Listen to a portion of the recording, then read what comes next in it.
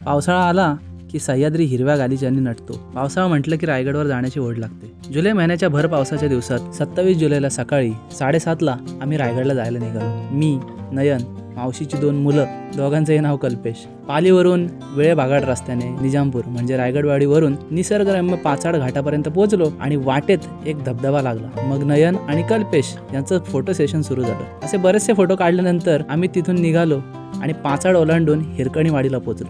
आज रविवार असल्या कारणाने बरीच गर्दी होती. आता म्हटलं रोपवेला वेळ लागणार. मग हिरकणीवाडीत नाश्ता केला आणि रोपवेमध्ये बसलो. नेहमीप्रमाणे वारदवाल्या कल्पेशला रोपवेची भीती वाटत होती. आम्ही मात्र त्याची थट्टा करत होतो. आमच्यासोबत पहिल्यांदाच रोपवेत बसणारे आणखी 2 मेंबर होते. पहिल्यांदा बसून त्यांना कसलीच भीती वाटत नव्हती. उलट आमच्या बाजूची ताई तर त्या छोट्याशा प्रवासाची मजा घेत होती. श्रीमान दुर्गेश्वर रायगडला पोहोचलो. जाणीव झाली आता आपण युनेस्कोच्या जागतिक वारसा हक्काचा दर्जा प्राप्त झालेल्या वास्तूवर आहोत.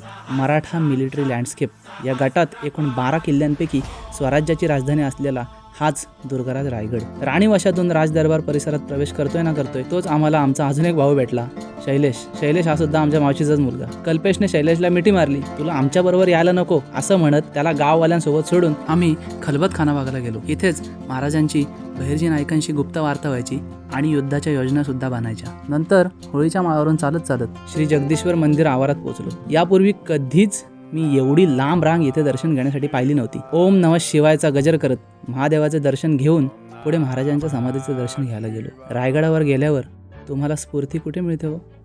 तर ती इथेच मिळते. हेच अखंड महाराष्ट्राचं शक्तिस्थान आहे. इथे महाराज आहेत. डोकं टेकून महाराजांना भाऊक आणि गहिवरल्या अंतःकरणाने म्हणालो, तव तेजाचा एक अंश दे.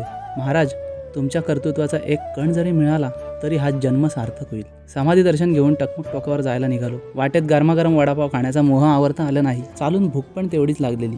वारा खूप होता. मी घेतलेला तात्पुरता रेनकोट खूपच वाजत होता. गुन्हा शाबित झाल्यावर कधी काळी इथूनच गुन्हेगारांना शिक्षा देत असतील आणि आता त्याच जागेवर आपण उभे आहोत. हा कडा अजूनही त्या शिक्षांची साक्ष देत उभा आहे असं मनोमन वाटलं. आणि नंतर टकमक टोकावरून कल्पेशने नेहमीप्रमाणे रुमाल सोडून दिला आणि आम्ही निघालो वाघ दरवाजाच्या दिशेने. याआधी मी कधीच वाघ दरवाजा पाहिला नव्हता, पण यावेळी बघूच असा निश्चय करून अनोळखी वाटेने तो दरवाजा बघायला निघालो. हा एक असा दरवाजा आहे की कधी गडावर संकट आलं आणि शत्रूच्या हाती न सापडता निष्ठायचा असेल तर या दरवाजाचा वापर होईल. नयन गुगल मॅप बघत होता. अंदाजाने आणि कुठे पाऊलवाट दिसते का याचा शोध घेत आम्ही पुढे सरकत होतो. वाट तर नव्हतीच, पण निसरडा कातळ सडा अडथळा ठरत होता. आता हा वाघ दरवाजा कसा असेल याची प्रचंड उत्सुकता मनात होती. ती तुमच्या मनातही असेलच, पण थोडं थांबा. वाघ दरवाजा आपण पुढच्या पार्टमध्ये पाहणार आहोत. जय जिजाऊ, जय शिवराय, जय शंभूराजे.